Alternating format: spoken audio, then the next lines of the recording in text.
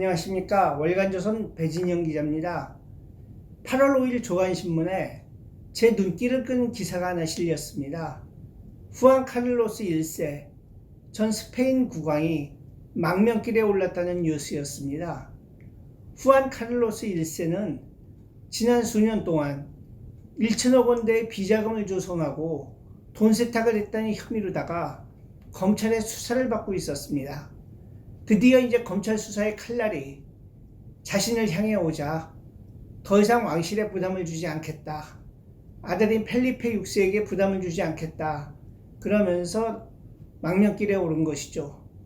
후안 카를로스 1세는 현재 카리브해 도미니카 공화국에 머물고 있는 걸로 알려졌습니다. 이걸 보면서 참 착잡했습니다. 왜냐하면 후안 카를로스 1세는 한때 모든 스페인 국민들의 사랑과 존경을 받았던 국부였고 영웅이었기 때문입니다. 왜 후안 카를로스 1세가 그렇게 존경을 받았느냐? 아시겠지만 스페인은 1936년 치열한 내전이 있었고 39년부터 75년까지 프랑코 총통의 독재 아래 있었습니다. 내전 중에 한 100만 명이 넘게 죽었다고 그러고요. 프랑코 총통 시절에 잡혀가거나 고문당하거나 그야말로 자유와 민주주의가 억압됐었던 그 경험은 스페인 현대사에 씻을 수 없는 아픔으로 남아 있습니다. 그리고 1975년 11월 프랑코 총통이 죽으면서 자기의 후계자로 지명한 사람이 바로 후안 카를로스 1세였습니다. 스페인 역사 따지면 좀 골치 아픈데요. 17세기에 스페인으로 들어간 프랑스 부르봉 왕가의 후예입니다. 지금 스페인 왕실은. 그러다가 1931년에 혁명이 일어나서 당시 알폰소 13세가 망명을 떠나고 스페인은 공화국이 됩니다. 그러다가 불과 5년 뒤에 내전이 일어나서 3년간의 내전 끝에 프랑코 독재 체제가 수립된 거였죠. 사실 프랑코 총통은 후안 카를로스 1세를 갖다가 온전하게 자기 후계자로 삼을 생각은 없었던 것 같습니다. 후안 카를로스 1세를 갖다가 명목상의 국가원수로 세워놓고 충실한 자신의 축종자인 블랑코라고 하는 사람을 갖다가 자기의 후계자로 삼으려고 했었죠. 그러니까 명목상의 권위는 임금이 누리고 실제적인 거는 자기의 군부 후계자인 블랑코 수상이 실질적으로 나라를 통치하는 그런 시스템을 구상했는데요. 그 블랑코 수상이 1973년 6월에 수상으로 임명되고 불과 6개월 뒤에 바스크 분리주의자들의 테러로 사망을 합니다. 그리고 그로부터 2년 뒤에 프랑코 총통이 죽으면서 후안 카를로스 1세가 국왕이 된 거죠. 후안 카를로스 1세가 국왕이 됐을 적에 스페인 국내외에서는 그야말로 견해가 반반으로 엇갈렸습니다. 그래도 젊은 사람이니까 민주주의를 하겠지 하는 기대가 있었고, 다른 한쪽에서는 36년간 이어져온 프랑코의 독재 체제가 너무 강고하기 때문에 젊은 국왕 혼자서 그걸 극복하기는 어려울 것이다. 그런 전망이 있었습니다. 걷다가 후안 카를로스 1세도 프랑코 치하에서 국영방송국 사장을 지냈던 정치인으로서는 거의 무명이었던 수아레스라고 하는 사람을 수상으로 임명을 했습니다. 그걸 보면서 많은 사람들이 혹시나 했는데 역시나구나 하고 실망을 했죠. 근데 후안 카를로스 1세 국왕은 그 후에 이 수아레스 수상과 손을 잡고 아주 점진적이지만 착실하게 민주화를 단행을 합니다. 정치범들을 석방시키고 공산당을 합법화시키고 자유선거를 41년 만에 실시하고 드디어 1978년에는 새로운 민주헌법을 제정했죠. 하지만 민주화 과정에서 진통도 있었습니다. 아무래도 오랜 독재 끝에 그런 혼란은 불가피한 것이었죠. 바스크 분리주의자들이 테러를 했고요. 카탈루냐 지방에서도 분리주의가 대두했고 경제난이 닥치고, 이러니까 이제 옛날 독재 시절이 좋았다, 이런 얘기가 나오기 시작했습니다. 그러자 이제 수아레스 수상이 임명된 지 6년 만에 사임 의사를 표명했고 그 후임을 갖다 선출하게 됐습니다. 그게 바로 1981년 2월 23일이었는데요. 수아레스 수상의 후임자, 그 후임자를 갖다가 선출하는 논의가 진행되고 있었는데 칼보 소텔로라고 하는 당시 부수상이 이제 후임 수상으로 지명됐습니다. 한참 후임 수상에 대한 인준 표결이 진행되고 있는데 갑자기 일단의 무장 군인들이 기관총을 난사하면서 의사당에 뛰어들었습니다. 스페인이나 프랑스나 남유럽 국가, 남미에 존재하는 경찰군이라고 하는 군대가 있습니다. 경찰군이라고도 번역을 하고 헌병이라고도 번역을 하고 또 민병대라고도 번역을 하는데 한마디로 군과 경찰의 중간에 있는 그런 집단이라고 보면 됩니다. 이 사람들이 총을 쏘면서 국회의사당에 난사를 해가 총을 막 쏘면서 들어와 가지고서는 국회의사당을 점거했습니다. 그리고 테헤로 몰리나 중령이라고 하는 사람이 테헤로 중령이라고 하는데 이 사람이 권총을 갖다 국회의장 머리에 겨누고 군사혁명이 일어났다. 발렌시아 군구 사령관인 보시 장군이 새로운 국가 수반이 됐다. 그러면서 군사 쿠데타를 선언을 합니다. 이거 스페인 역사에서는 19세기 이후에 수없이 많이 봐온 장면입니다. 남미에서도 수태 일어나는 장면이고 결국 이제 또 하나의 군사 쿠데타가 일어난 거죠. 더군다나 프랑코 총통이 죽고 민주주의가 시작된 지 6년밖에 안 된 시점에서 일어난 일입니다. 여기서 이제 스페인은 다시 한번 과거의 어떤 그 독재 시대에 역행할 뻔했습니다. 근데 이때 아무도 기대하지 않았던 반전이 일어났습니다. 바로 후안 카를로스 1세가 단호하게 쿠데타를 거부하고 나선 거죠. 원래 이제 쿠데타에 동조하는 세력은 당시 군 수뇌부 안에도 여러 명이 있었고 또 왕실에서 근무하고 있는 군 장교들도 쿠데타에 동조하고 있었습니다. 그래서 이 사람들은 그 테헤로 중령이 국회의사당을 점거하고 보시 장군이 발렌시아 지역을 갖다가 군병력을 출동시켜서 장악을 하면은 왕궁에 들어가서 국왕을 설득해가지고 국왕이 국회의사당에 친히 나와서 쿠데타 지지를 선언하도록 그렇게 할 계획이었습니다. 근데 후안 카를로스 1세가 쿠데타에 동조하라고 설득하는 군장교들을 향해서 민주화 이후에 국가의 존립이 위기에 처했다. 국가 안보가 위험하다. 군사정권을 수립해야 된다. 이렇게 설득하는 군 장교들한테 호통을 칩니다.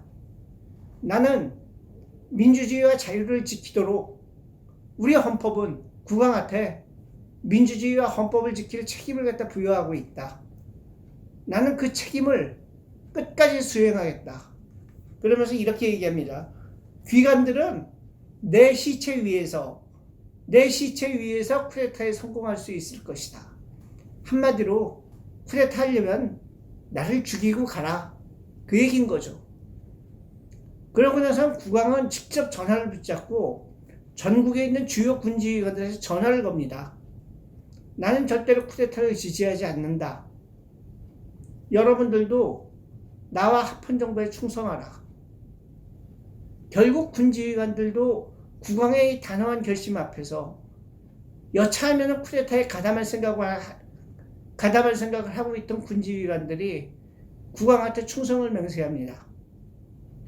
이어서 국왕은 군복 차림으로다가 군 수뇌부를 내리고 국영방송국에 나타납니다. 그리고 국민들한테 성명을 발표합니다. 나는 결코 쿠데타를 지지하지 않는다. 나는 이 나라의 민주주의와 자유를 수호하겠다.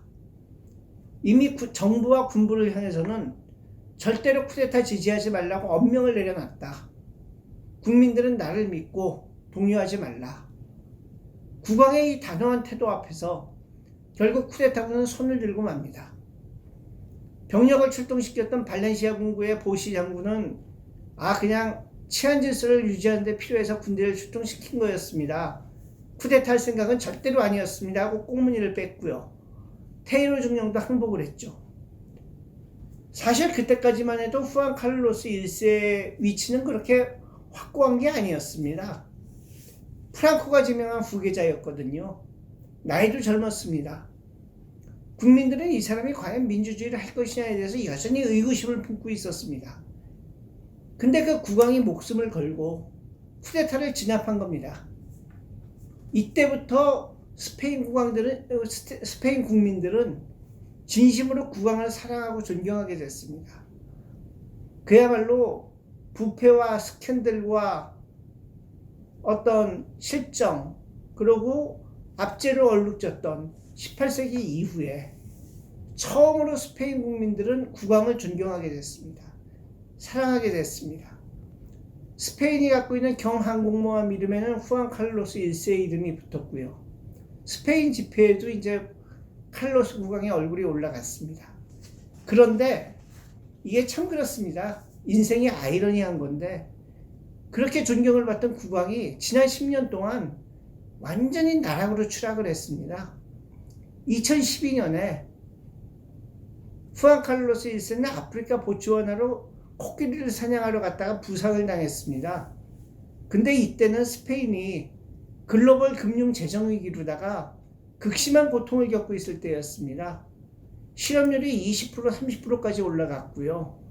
국민들이 정말 죽겠다고 아우성을 치는데 국왕은 아프리카로 호화판 여행을 떠났다. 더군다나 거기에다가 독일인 애인을 데리고 갔습니다. 완전히 스타일 구겨졌죠.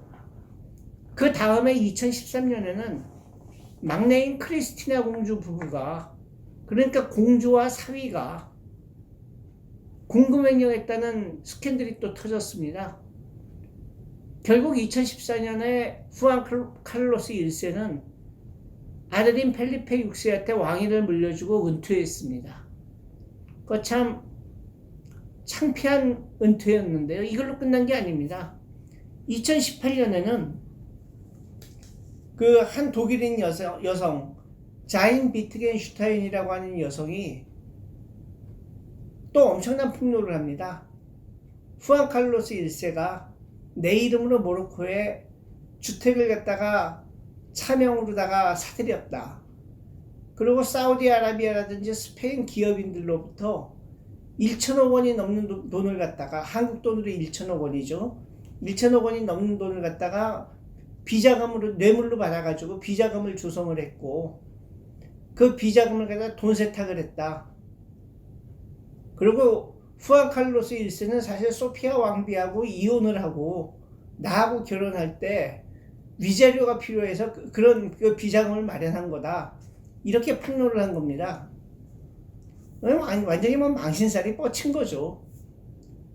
결국 이제 그 문제가 지금까지 이어져 오고 거기에 대한 검찰의 수사가 본격화되니까 후안 칼로스 1세는 이번에 망명길에 오른 겁니다. 그걸 보면서 이런 생각이 듭니다. 한때 그렇게 국민들의 존경과 사랑을 받던 사람이 왜 저렇게까지 추락했을까? 저는 이렇게 생각합니다. 아마 칼로스 국왕은 이렇게 생각했을 겁니다. 내가 스페인 국민들한테 민주주의를 갖다 줬는데 유럽에서 그렇게 지질이도 가난하고 못 살던 나라를 갖다가 민주주의와 선진국 반열에 올려놓은 게 바로 난데, 내가 이 정도 잘못하는 거는 국민들이 이해해 주겠지, 눈 감아 주겠지, 그렇게 생각했던 건 아닐까요? 내가 스페인에 민주주의를 가져다 줬다는 그 자만심, 교만한 마음, 그게 후안 칼로스 1세를 그렇게 추락하게 만든 건 아니었을까요? 참 어디서 많이 보던 모습 아닙니까? 우리나라도 비슷하죠. 내가 옛날에 민주주의를 했는데, 우리가 민주주의를 위해서 그렇게 몸바쳤기 때문에 오늘날 한국의 민주화가 가능해졌는데, 그러니까 나는 뇌물 좀 받아도 돼, 나는 권력 좀 남용해도 돼, 적폐청산한다고 칼 좀 휘둘러도 돼, 그런 생각들이 이 정권 사람들을 갖다 저렇게 오만하게 만들고 있는 것은 아닐까요? 그래도 스페인 검찰 참 대단하다는 생각이 듭니다. 한때 그렇게 국민들의 존경을 받았던 사람, 전 국왕, 지금 국왕의 아버지, 그 사람을 향해서 수사의 칼날을 겨눈 스페인 검찰 정말 대단하다는 생각이 듭니다. 일개 법무부 장관도 수사하지 못해서 절절매는 어느 나라 검찰하고 참 비교됩니다. 감사합니다.